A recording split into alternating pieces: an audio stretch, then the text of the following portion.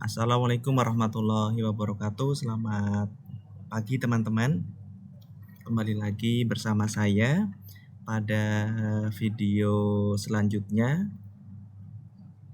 Mohon maaf jika teman-teman mungkin sudah menunggu video pembahasan tentang TKA Bahasa Indonesia tingkat lanjut, karena mohon maaf karena memang kemarin kondisi kesehatan dan juga suara saya sedang tidak baik-baik saja. Oleh karena itu baru hari ini saya bisa membuat video terkait pembahasan TKA Bahasa Indonesia tingkat lanjut untuk kelas 12 SMA, MA maupun SMK. Baiklah teman-teman, langsung saja kita bahas. Untuk paket 1 yaitu nomor soal 1, kompetensi yang diujikan yaitu pemahaman tekstual, dan subkompetensinya yaitu mengidentifikasi informasi dalam teks akademik. Baiklah, nomor 1 teman-teman, soalnya bacalah teks berikut dengan cermat. Jamur tiram putih merupakan salah satu jamur kayu yang sangat baik untuk dikonsumsi manusia. Selain karena memiliki cita rasa yang khas, jamur tiram juga memiliki nilai gizi yang tinggi. Jamur tiram mengandung protein sebanyak 19-35% dari berat kering jamur, dan karbohidrat sebanyak 46,6-81,8%. Selain itu, jamur tiram mengandung vitamin atau vitamin B1, riboflavin atau vitamin B2, niacin, biotin, serta beberapa garam mineral dari unsur-unsur Ca, P, Fe, Na, dan K dalam komposisi yang seimbang. Bila dibandingkan dengan daging ayam yang kandungan proteinnya 18,2 gram, lemaknya 25,0 gram, namun karbohidratnya 0,0 gram, maka kandungan gizi jamur masih lebih lengkap, sehingga tidak salah apabila dikatakan jamur merupakan bahan pangan masa depan. Selain itu, juga jamur tiram juga bermanfaat dalam pengobatan, yaitu dapat menurunkan tingkat kolesterol dalam darah, memiliki kandungan serat mulai 7,4% sampai 24,6% yang sangat baik bagi pencernaan, anti tumor, antioksidan, dan lain-lain. Budidaya jamur tiram memiliki prospek ekonomi yang baik. Jamur tiram merupakan salah satu produk komersial dan dapat dikembangkan dengan teknik yang sederhana. Selain itu, konsumsi masyarakat akan jamur tiram juga cukup tinggi, sehingga produksi jamur tiram mutlak diperlakukan dalam skala besar. Jamur tiram tumbuh pada serbuk kayu, khususnya yang memiliki serat lunak. Baiklah, berdasarkan proposal tersebut, identifikasilah informasi berikut benar atau salah berdasarkan informasi yang disampaikan dalam teks tersebut. Baik teman-teman, untuk pertanyaan yang pertama, selain memiliki rasa yang khas, jamur tiram memiliki nilai gizi yang tinggi. Benar apa salah teman-teman? Kita lihat di paragraf 1. Selain memiliki rasa yang khas, jamur tiram juga memiliki nilai gizi yang tinggi. Baik. Nah, ini teman-teman. Selain karena memiliki cita rasa yang khas, ya, dari sini teman-teman. Nah, ini jamur tiram juga memiliki nilai gizi yang tinggi. Berarti jawabannya betul ya teman-teman. Baik, kita beri centang pada kolom yang benar. Pertanyaan yang kedua, kandungan nilai gizi dalam jamur tiram lebih tinggi dibandingkan dengan daging ayam. Apakah betul kandungan nilai gizi dalam jamur tiram lebih tinggi dibandingkan dengan daging ayam? Kita lihat di paragraf pertama teman-teman. Nah, bila dibandingkan dengan daging ayam,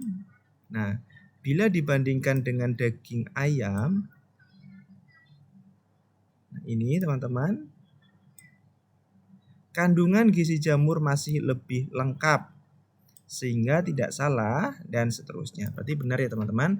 Di sini dijelaskan kandungan gizi jamur masih lebih lengkap atau lebih tinggi dibandingkan daging ayam. Ya, betul sekali teman-teman.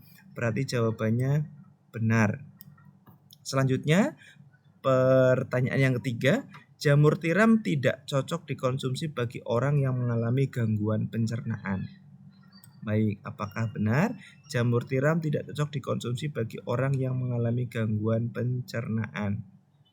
Nah, di sini teman-teman, jamur tiram dijelaskan bermanfaat dalam pengobatan seperti menurunkan kolesterol, kemudian sangat baik untuk pencernaan, untuk antioksidan, anti tumor dan lain sebagainya. Di sini dijelaskan jamur tiram itu sangat baik teman-teman. Berarti pernyataan yang nomor 3 itu tidak tepat ya, karena di sini jamur tiram malah dianjurkan untuk dikonsumsi bagi mereka karena memang baik untuk pencernaan. Baik, berarti salah ya teman-teman.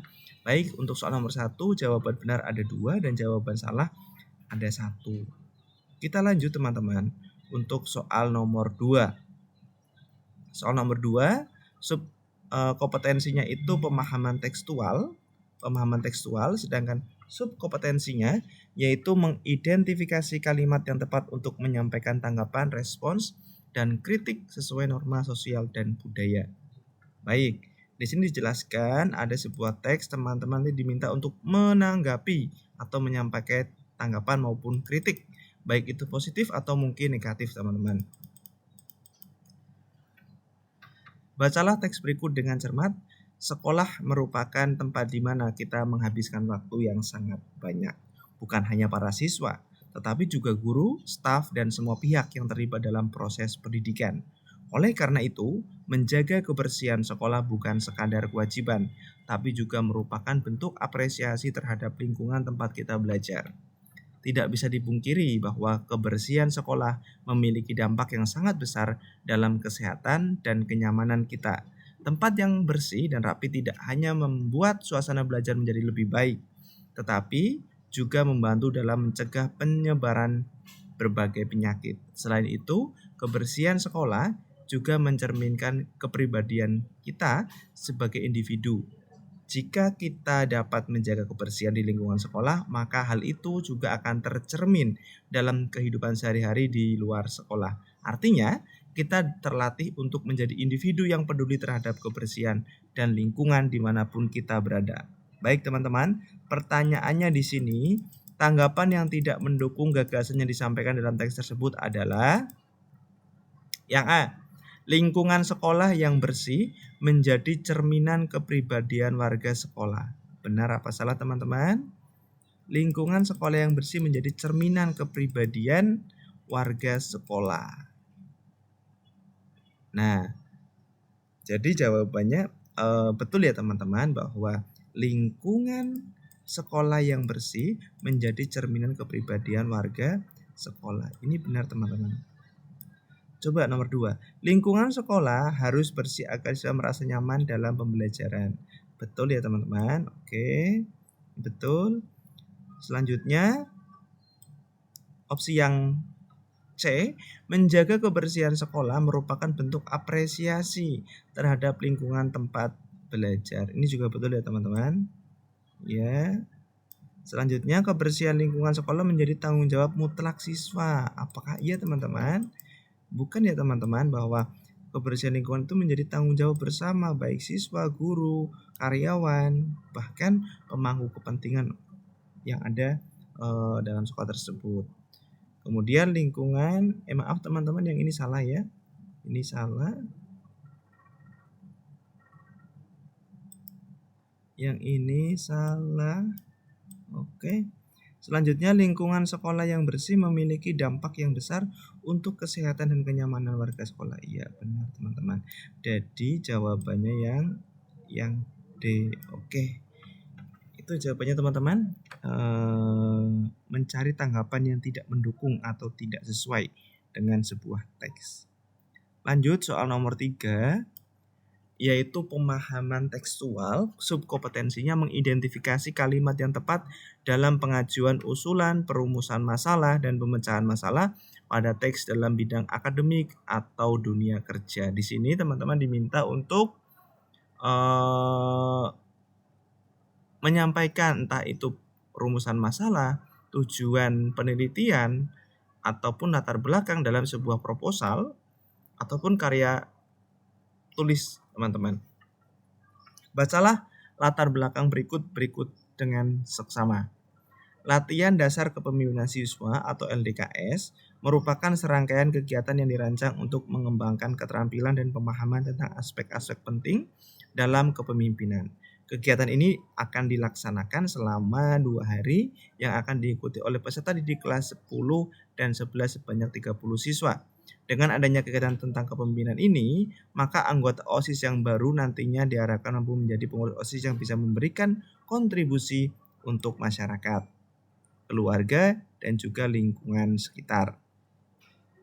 Selain itu, mereka juga diharapkan mampu memahami dan mengerti apa yang sudah menjadi kewajiban sehingga dapat melaksanakan tugas ya dengan penuh tanggung jawab. Selanjutnya, untuk melakukan kegiatan ini umumnya dibimbing oleh instruktur dengan menerapkan berbagai macam metode pelatihan yang menarik seperti outbound, bela negara, games menarik, dan lain sebagainya. Baik teman-teman, di atas merupakan sebuah latar belakang, sebuah proposal kegiatan ya teman-teman.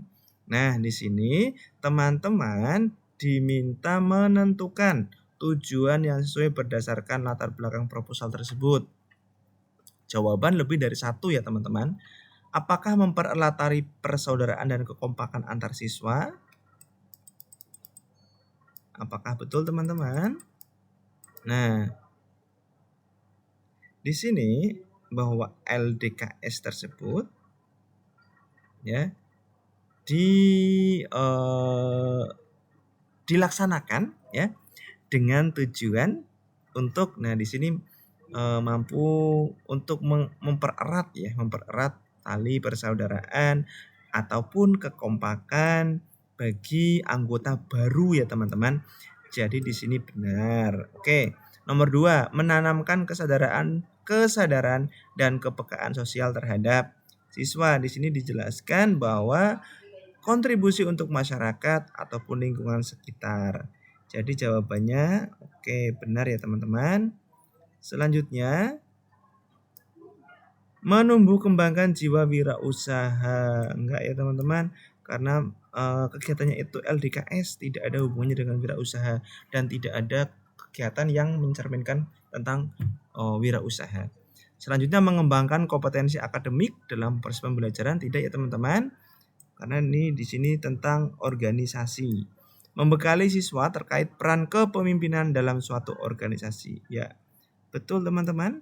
Di sini dijelaskan bahwa LDKS itu harapannya agar siswa mampu melaksanakan tugas dengan penuh rasa tanggung jawab. Oke, berarti jawaban yang benar yaitu pernyataan yang A, B, dan juga E ya teman-teman.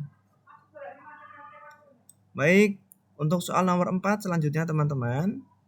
Nomor 4, kompetensinya pemahaman tekstual. Kemudian subkompetensinya mengidentifikasi karakter peristiwa latar pada sastra Indonesia atau terjemahan. Baik, di sini disajikan sebuah teks sastra ya teman-teman. Bacalah penggalan hikayat berikut dengan saksama. Ketika raja tiba di istana setelah melakukan perjalanan jauh, ia melihat putri bungsunya sedang merangkai bunga di teras.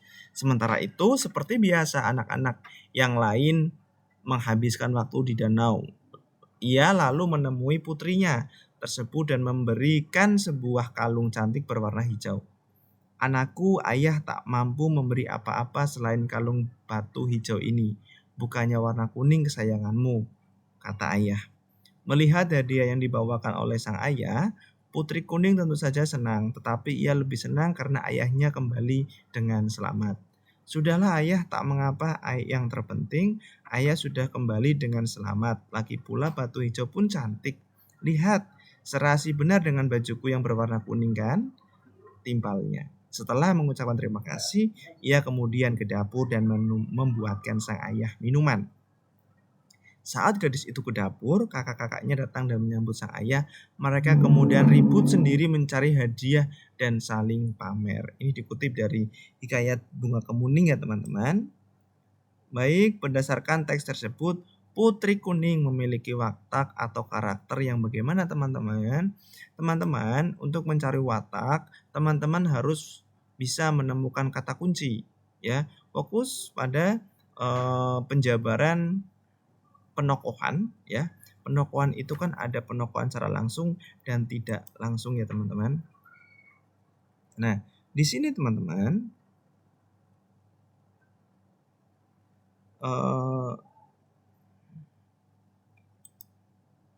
di sini kita fokus di sini teman-teman. Nah, ini di paragraf yang ini. Di paragraf ini, sudahlah ayah, tak mengapa, yang terpenting ayah sudah kembali dengan selamat. Lagi pula batu hijau pun cantik. Di sini watak si Putri Kuning itu bisa menerima. Dia tidak menuntut sesuatu yang lebih pada ayahnya. Berarti watak Putri Kuning apakah egois, angkuh, suka pamer, lapang dada, ataupun keras kepala? Jawabannya yang lapang dada. Ya, dia menerima teman-teman. Apapun yang diberikan ayahnya, dia tidak menuntut ataupun tidak marah kepada ayahnya. Baik, jawabannya yang D ya teman-teman, lapang dada. Kita lanjutkan soal nomor 5, pemahaman tekstual, yaitu mengidentifikasi karakter peristiwa latar pada sastra Indonesia ataupun terjemahan. Bacalah penggalan teks berikut dengan saksama. Khoja Maimun bersiap-siap akan pergi berlayar. Sebagai saudagar, ia akan menjual barang dagangannya ke negeri zaman. Hal itu sudah dibicarakannya dengan istrinya. Istri Khoja Maimun membantu suaminya menyiapkan segala perlengkapan yang akan dibawa suaminya. Apalagi ia tahu suaminya akan pergi meninggalkannya dalam waktu yang agak lama. Pagi-pagi sekali Khoja Maimun meninggalkan rumahnya. Namun sebelumnya ia berpamitan dengan istrinya dan tidak lupa ia pun berpamitan kepada Bayan. Bahkan ia berpesan kepada Bayan, "Hai Bayan, aku hendak pergi berdagang ke suatu negeri yang jauh. Kepergianku cukup lama. Untuk mencapai negeri itu, aku harus berlayar beberapa hari lamanya. Untuk itu, aku menitipkan istriku padamu. Temani dan jagalah istriku Bayan." Ini cerita dikutip dari Hikayat Bayan Budiman ya teman-teman, seorang burung yang bisa bertingkah seperti manusia, bisa bicara, bahkan yang lainnya. Pertanyaannya teman-teman, latar tempat yang sesuai berdasarkan peristiwa tersebut adalah ketika menentukan latar tempat, kita jangan terkecoh dengan beberapa penyebutan latar tempat yang ada dalam cerita teman-teman. Di sini ketika kita cek teman-teman, di sini ada berlayar, itu nanti bisa menjurus ke lautan mungkin ya teman-teman. Kemudian di sini juga ada Yaman, negeri Yaman. Ada juga teman-teman di sini rumah. Nah, baik teman-teman.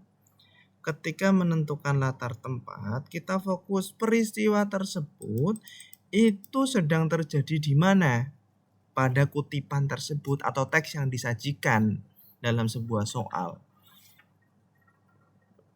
Otomatis cerita tersebut itu terjadi di rumah. Ya, teman-teman, ini jawabannya ya.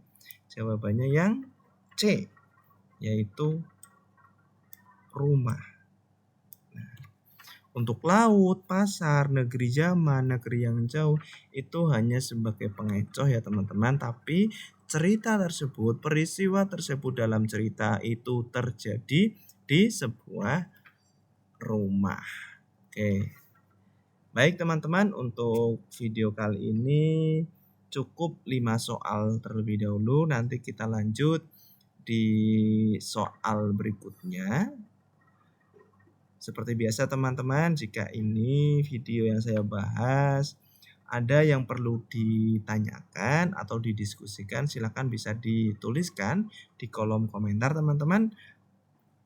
Terima kasih atas perhatiannya. Tetap semangat teman-teman menghadapi TKA yang sudah di depan mata. Tinggal menghitung hari teman-teman akan melaksanakan TKA tahun 2025. Saya doakan semoga semuanya sukses ya. Jangan lupa selalu berusaha, tetap belajar, tidak hanya dari buku, teman-teman bisa melihat dari video ataupun tryout yang lainnya. Demikian yang dapat saya sampaikan teman-teman. Tetap semangat. Billahi taufiq wal hidayah. Assalamualaikum warahmatullahi wabarakatuh.